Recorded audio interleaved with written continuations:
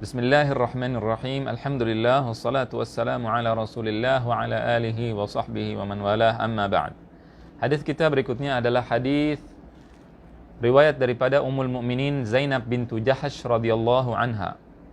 An Ummul Mukminin radhiyallahu anha anna an-nabiy sallallahu alaihi wasallam dakhala 'alaiha fazi'an. يقول ويل للعرب من شر قد اقترب فتح اليوم من ردم يأجوج ومأجوج مثل هذه وحلق بأصبعيه الإبهام والتي تليها فقلت يا رسول الله نهلك وفينا الصالحون قال نعم إذا كثر الخبث. رواه البخاري ومسلم. Hadis berikutnya dari Ummul Mukminin Zainab bintu Jahash. Zainab bintu Jahash adalah istri Rasulullah sallallahu alaihi wasallam dan beliau Zainab bintu Jahash berasal dari keluarga bangsawan, dari keluarga yang terpandang. Dan Zainab bintu Jahash tadinya adalah istri daripada Zaid ibnu Harithah. Rasulullah dengan Zainab bintu Jahash adalah sepupu. Jadi Rasulullah cucunya Abdul Muttalib, begitu pula Zainab. Karena ibunya Zainab bernama Umaymah. Umaymah anaknya Abdul Muttalib. Umaymah bintu Abdul Muttalib. Nah, Umaymah adalah bibinya Rasulullah SAW. Artinya Rasulullah dengan Zainab sepupuan atau misan, mereka sama-sama misan. Nah, Zainab bintu Jahash karena beliau seorang yang terpandang, seorang yang bangsawan, seorang wanita yang cantik, seorang wanita yang berkedudukan tinggi di kalangan orang Quraisy Makkah Al-Mukarramah, maka beliau tentunya tidak mau menikah dengan seorang budak. Zaid ibnu Harithah adalah budaknya Rasulullah Shallallahu Alaihi Wasallam tadinya. Kemudian dibebaskan oleh Rasulullah, kemudian beliau menjadi anaknya Nabi Shallallahu Alaihi Wasallam, anak angkat Rasulullah Shallallahu Alaihi Wasallam. Zaid sangat mencintai Rasulullah dan Rasulullah sangat mencintai Zaid ibnu Harithah, bahkan sampai dinamakan dengan Zaid ibnu Muhammad. Kemudian setelah singkat cerita, setelah Zaid didatangi oleh keluarganya agar ditebus supaya dibebaskan dari perbudakan pada saat itu, maka Zaid menolak. Zaid ingin tetap bersama Rasulullah karena melihat akhlak beliau yang tinggi. Akhirnya Rasulullah SAW membebaskannya dan menjadikannya sebagai anak. Dan Rasulullah SAW mengatakan Zaid ibnu Muhammad. Nah, di sini kemudian nanti turun ayat yang melarang hal tersebut. Jadi tidak boleh anak angkat dinasabkan kepada selain ayah kandungnya. Jadi kalau kita mengangkat anak angkat, tidak boleh kita namakan si fulan anak kita, tidak boleh. Harus disebutkan nama asli daripada ayahnya. Karena nanti berkaitan dengan banyak hukum, dengan banyak hal, dengan pernikahan, dengan warisan dan sebagainya. Intinya Zaid ibnu Harithah menikah dengan Zainab bintu Jahash karena perintah Allah Ta'ala.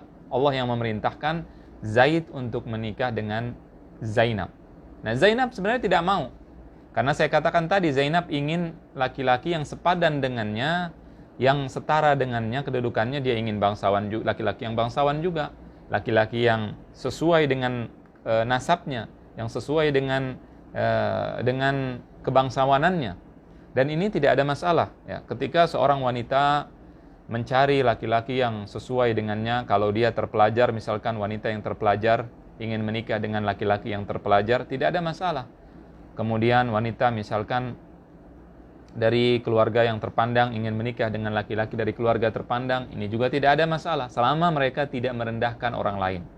Tidak ada masalah karena masing-masing orang berbeda.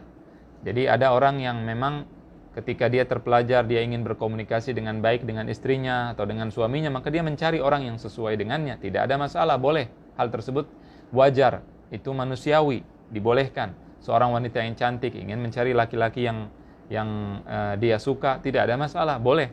Hal tersebut dibolehkan tentunya dengan menjadikan agama sebagai pondasi pertama. Pilihan pertama adalah agama. Agama dijadikan sebagai dasar pertama dan utama di dalam memilih pasangan hidup. Setelah agamanya dilihat bagus, baru dilihat yang lain. Kalau hal lainnya tidak cocok, dia tolak, tidak ada masalah. Karena Rasulullah SAW mengatakan, idza atakum man tardawna dina khuluquhu wa dinah fazawwijuh. Kalau datang seseorang yang kalian suka agamanya dan akhlaknya, jadi bukan hanya agama, akhlak termasuk di situ pendidikannya, kemudian cara dia berbicara, kemudian cara dia berpakaian, kemudian dari mana dia berasal, dan sebagainya. Tidak ada masalah, selama tidak ada perendahan atau merendahkan atau menganggap bahwa dirinya lebih baik daripada orang lain. Tidak boleh hal tersebut, dan tidak mengharamkan yang Allah halalkan. Allah menghalalkan kita menikahi siapa saja misalkan, kecuali yang Allah haramkan. Kemudian kita mengatakan fulan tidak boleh menikah, haram menikah dengan anak saya karena dia misalkan pendidikannya kurang, atau dia misalkan tidak kaya, atau misalkan dia dari suku fulan atau dari tempat fulan. Ini ketika dia haramkan tidak boleh. Namun kalau dia mau memilih, dipersilahkan, silahkan Anda memilih, boleh. Ya, jadi ada perbedaan antara dua hal tersebut. Oleh karena itu seorang wali dia disuruh untuk mencarikan suami bagi istrinya yang sepadan. Kenapa? Karena biasanya manusia itu ketika mereka serasi, ketika mereka cocok, maka kemungkinan untuk langgeng nanti dalam kehidupan rumah tangganya itu lebih kesempatannya lebih luas, kesempatannya lebih besar, begitu. Tapi kalau dia tidak mau dan sama-sama suka, cocok, walaupun yang satu pendidikan tinggi, yang satu tidak tinggi misalkan, yang satu misalkan dari tempat dari daerah fulan, kemudian yang satu dari daerah lain, mereka walaupun punya kebiasaan berbeda, walaupun mereka memiliki perbedaan, namun mereka tahu bahwa kira-kira mereka bisa menjalani hidup dengan baik, maka tidak ada masalah, silahkan. Tidak ada masalah. Nah, di sini Zainab bintu Jahash radhiyallahu anha, beliau mengatakan kepada yang datang ketika diminta dan dilamar, tentunya keluarganya menolak. Tentunya Zainab pun sebenarnya menolak. Cuman Zainab karena tahu itu perintah Allah dan Rasulnya sallallahu alaihi wasallam, maka Zainab mengatakan sami'na wa ata'na, kami dengar dan kami patuhi. Wa ma kana lil mu'minin wala mu'minatin idza qadallahu wa rasuluhu amran an yakuna lahumul khiyaratu min amrihim. Wa may ya'sillaha wa rasulahu faqad dhalla dhalalan mubina. Barang siapa tidak ada Rasulullah, Allah Subhanahu wa taala berfirman di dalam Al-Qur'anul Karim, wa ma kana lil mu'minin, tidak pantas bagi seorang mukmin, wa ma kana lil mu'minin wala mu'minatin, tidak pantas bagi seorang mukmin dan juga bagi laki-laki dan juga bagi seorang mukmin wanita untuk menolak perintah Allah. Wala ma kana lil mu'minin wala mu'minatin idza qadallahu wa rasuluhu amran, kalau Allah sudah menetapkan sesuatu dan juga Rasulullah Shallallahu Alaihi Wasallam telah menetapkan sesuatu, maka tidak pantas mereka untuk menolak hal tersebut, menolak ketetapan Allah Taala. Barang siapa yang tidak taat kepada Allah, wa man ya'sillaha rasulah, dan juga kepada Rasulnya, maka dia faqad dhalla, maka dia telah sesat dengan kesesatan yang nyata. Nah, karena mendengar bahwa ini perintah Allah, maka di sini Zainab patuh dan mengatakan sami'na wa ata'na, kemudian mereka menikah. Pernikahan ini memang Allah suruh untuk supaya menjelaskan sebuah hukum bahwasannya seorang wanita yang dinikahi oleh anak angkat boleh dinikahi oleh bapak angkatnya, tidak ada masalah. Jadi anak angkat tidak seperti anak kandung di dalam warisan, kemudian di dalam nasab dan di dalam semua hal. Ini banyak orang tidak tahu. Mereka dengan enaknya mengatakan ini anak saya, anak angkat, kemudian setelah itu anaknya tersebut dipeluk, kemudian disentuh kalau dia perempuan. Ya, anak bapaknya laki-laki kemudian mengangkat anak perempuan, kemudian disentuh, dipeluk. Ini tidak boleh, kalau sudah dewasa tidak boleh, walaupun dia diangkat menjadi anak angkat, karena hukumnya berbeda dengan anak kandung. Bahkan bisa menikah. Jadi oleh karena itu harus hati-hati di sini, kecuali anak angkat tersebut telah disusui oleh istrinya, sang laki-laki tadi, maka di sini baru nanti berubah hukumnya menjadi mengambil hukum susu. Ini yang penting, banyak orang tidak tahu. Atau misalkan masalah warisan, kemudian mereka mengatakan bahwa anak saya punya anak, padahal bukan anak kandung, anak angkat. Ya, begitu juga dengan kakak angkat atau adik angkat, hukumnya tidak sama dengan yang kandung. Ini penting untuk dimengerti dan diketahui karena banyak orang yang tidak tahu. Kemudian setelah itu Zainab menikah dengan Zaid, namun tidak ada kecocokan karena Zainab merasa bahwa dia seorang anak bangsawan dan ini seorang budak. Ya, artinya dia tidak cocok dengan suaminya tersebut.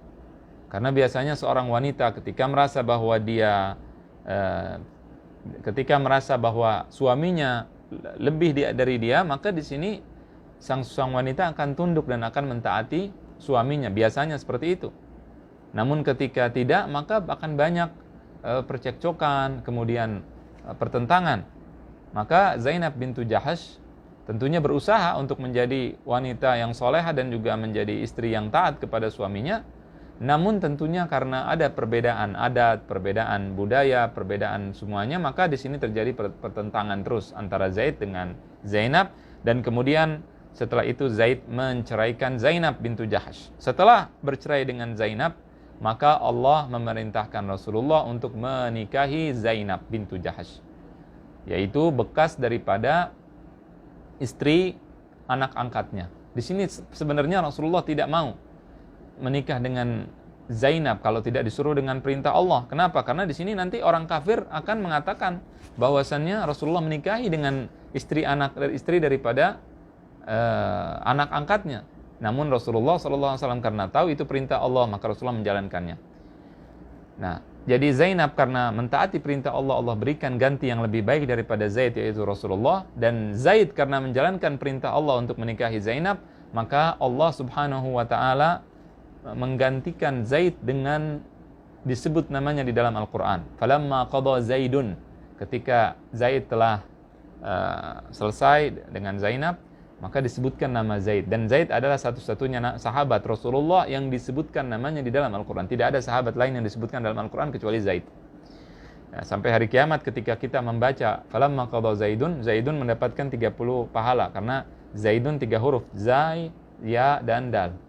Nah, ini merupakan keutamaan sahabat Rasulullah SAW, Zaid ibnu Harithah.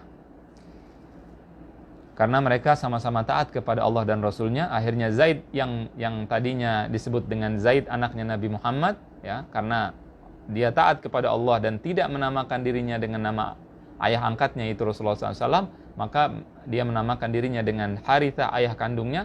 Maka di sini Allah ganti dengan ganti yang lebih baik, yaitu Allah catat namanya di dalam Al-Quran Al-Karim, menggantikan nama Rasulullah SAW yang tadinya selalu bersanding dengan namanya.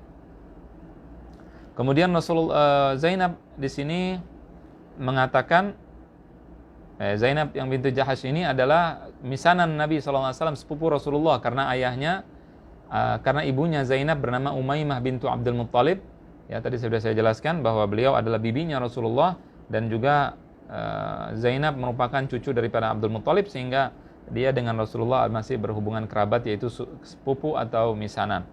Nah, di sini menikahlah Rasulullah dengan Zainab, maka beliau menjadi Ummul Mukminin radhiyallahu anha. Dan Zainab bintu Jahash meninggal pada saat pemerintahan Umar ibnul Khattab, dan beliau dikuburkan di Baqi' di Madinah, yang menyolatkannya adalah Sayyidina Umar ibnul Khattab. Beliau adalah periwayat hadis ini. Jadi pada suatu hari Rasulullah masuk ke rumahnya dalam keadaan takut, dalam keadaan panik. Karena apa? Karena mendengar sebuah berita yang besar yang Allah beritahukan kepadanya, dan beliau mengatakan wailun lil Arab, kecelakaan bagi orang Arab, min syarrin qad iqtarab, dari keburukan yang telah mendekat, artinya keburukan yang akan datang kepada mereka. Kemudian Rasulullah mengatakan futihal yauma ya'juj wa ma'juj, futihal yauma min radmi ya'juj wa ma'juj, telah dibuka pada hari ini penghalang tembok yang menghalang Ya'juj Ma'juj dengan manusia, dengan orang lain, telah dibuka. Dan Ya'juj dan Ma'juj adalah dikatakan bahwa mereka adalah orang Mongol yang dulu dibuatkan penghalang antara mereka dengan orang lain supaya tidak bertemu, karena mereka adalah orang-orang yang sadis, bengis, dan juga orang-orang yang kejam. Mereka dibuat bendungan, dibuat sebuah tembok untuk menghalangi mereka supaya tidak keluar dari tempat tersebut pada zaman Dzulqarnain. Kemudian Rasulullah mengatakan pada hari tersebut, Rasulullah mengatakan bahwa telah dibuka bendungan, tempat tadi, penghalang tadi telah dibuka seperti ini, ya, wa halaqa bi isba'ihi bil ibham wallati taliha. Rasulullah mengatakan telah terbuka dengan seperti ini. Kemudian mengatakan faqultu ya Rasulullah, kemudian istrinya yaitu Zainab bintu Jahash mengatakan anahlaku wa fina salihun, apakah kita akan binasa padahal di tengah-tengah kita banyak orang soleh? Kemudian Rasulullah, na'am idza kathural khabath. Rasulullah menjawab, iya kalau banyak kemaksiatan dan banyak kefasikan. Di sini Rasulullah SAW menjelaskan bahwa kalau ada bahaya yang menimpa atau ada sesuatu kejelekan yang akan menimpa umat manusia, walaupun di tengah mereka ada orang-orang yang soleh, maka kejahatan atau adab tersebut atau keburukan tersebut akan datang, akan menimpa mereka, walaupun di sana ada orang soleh. Ya, kalau memang kejahatan tersebut atau kefasikan tersebut telah merajalela. Jadi ketika seseorang sudah tidak memperdulikan atau ketika sebuah masyarakat tidak memperdulikan kemaksiatan, tidak memperdulikan kefasikan, riba merajalela, zina merajalela, pembunuhan setiap hari, kemudian pemerkosaan setiap hari, kemudian homoseksual di mana-mana bahkan dilegalkan, ya, kemudian mereka tidak berhukum dengan hukum Allah Subhanahu wa taala, mereka ganti undang-undang Allah dengan undang-undang buatan manusia dan sebagainya. Maka di sini ketika sudah parah, maka akan selalu datang azab dari Allah taala, tsunami, kemudian akan datang nanti gempa bumi, kemudian akan datang macam-macam. Orang soleh akan kena. Karena orang solehnya untuk dirinya, dia akan kena mati seperti orang biasa. Kemudian nanti pada hari kiamat yub'atsu, dari Jabir radhiyallahu anhu, an Jabir radhiyallahu anhu qala Rasulullah SAW, Rasulullah bersabda, yub'atsu kullu 'abdin 'ala ma mata 'alaihi. Nanti pada hari kiamat akan dibangkitkan seorang hamba sebagaimana dia mati. Jadi kalau dia mati dalam keadaan husnul khatimah, dengan keadaan baik, maka dia akan dibangkitkan dalam keadaan baik. Kalau tidak, maka tidak. Maka di sini orang soleh tidak akan menjaga keamanan masyarakat. Yang akan menjaga keamanan masyarakat adalah orang musleh, orang yang menyolehkan orang lain, yang membuat orang lain menjadi baik, yang mengamalkan amar ma'ruf nahi mungkar. Amar ma'ruf mencegah perbuatan kemungkaran dan mengajak kepada kemakrufan. Itulah orang-orang yang menjaga negara atau daerah dari gempa bumi, kemudian dari bencana alam, kemudian dari kejahatan yang datang menimpa kaum tersebut. Dan ini kalau orang tidak beriman tidak percaya dengan hal ini. Ya, makanya mereka orang-orang yang tidak beriman memerangi dan membenci sekali orang-orang yang selalu mengajak kepada kebaikan dan mencegah daripada kemungkaran. Mereka tidak suka. Padahal mereka adalah orang-orang yang menjaga masyarakat daripada kejahatan dan daripada azab yang akan turun menimpa mereka. Ya. Kemudian juga orang-orang yang beristighfar. Kalau satu kaum beristighfar, bertaubat kepada Allah, minta ampun kepada Allah atas dosa-dosa mereka, maka Allah akan menjaga mereka. Ya. Sampai detik ini yang saya ketahui, Allahu a'lam, yang saya ketahui menurut pengetahuan saya yang terbatas, bahwasannya tidak ada hal yang atau ya sampai detik ini tidak, ilmu pengetahuan tidak mengetahui hal pasti daripada bencana-bencana alam yang timbul. Artinya tidak ada penyebab yang bisa dipastikan kenapa terjadi bencana-bencana alam. Karena angin puting beliung, kemudian ini dan itu terjadi bukan karena sesuatu yang jelas. Ya, dia terjadi, perkiraan terjadi, setelah terjadi baru ketahuan bahwasannya ini misalkan lempengan ini dengan lempengan ini bertemu, kemudian terjadi gempa bumi, kemudian begini, kemudian begitu. Tapi asal kenapa bisa terjadi mereka tidak tahu. Itu yang saya ketahui. Allahu a'lam. Ya. Jadi yang kita imani adalah bahwa semua bencana tersebut berasal dari Allah Ta'ala. Kalau Allah inginkan maka akan turun bencana tersebut. Kalau Allah tidak inginkan maka tidak akan turun hal tersebut. Ya. Allahu a'lam. Yang saya ketahui pula, bagaimana saya jelaskan bahwa penyebab utamanya tidak jelas apa penyebab utamanya. Kalau sudah terjadi baru ketahuan penyebabnya. Tentunya mereka bisa mengatakan bahwa penyebabnya karena ini, karena itu, karena begini, karena begitu. Mereka bisa mengatakan. Namun kalau tidak, maka mereka tidak tahu kapan terjadi bencana tersebut, kapan akan kenapa terjadi. Mereka semua para ahli tidak mengetahuinya. Itu yang saya ketahui. Allahu a'lam. Nah, maka oleh karena itu kita sebagai umat yang beriman kepada Allah Ta'ala, ya, kita meyakini bahwasannya Allah bisa menahan bencana alam, bisa menghilangkan kalau kita menjalankan ajaran Allah. Baik mereka tahu, mereka tidak tahu, baik apa yang tadi saya katakan benar atau tidak benar, kita meyakini dengan pasti bahwa Allah Subhanahu wa taala pemilik alam semesta dan Allah taala yang akan menjaga bumi. Kalau kita, Allah mengatakan dalam Al-Quran, kalau kita istighfar, taubat, Allah tidak akan menurunkan azabnya, sudah pasti. Kita imani hal tersebut. Kemudian kita juga beriman bahwasannya kalau kita mengajak orang untuk berbuat amar ma'ruf nahi mungkar, maka tidak akan turun azab. Kecuali jika turun azab, maka Allah akan selamatkan orang-orang yang mengajak kepada kebaikan dan mencegah dari kemungkaran. Ya, mudah-mudahan jelas. Allahu a'lam wa sallallahu wasallam wa baraka ala nabiyina Muhammad wa ala alihi wa sahbihi ajma'in.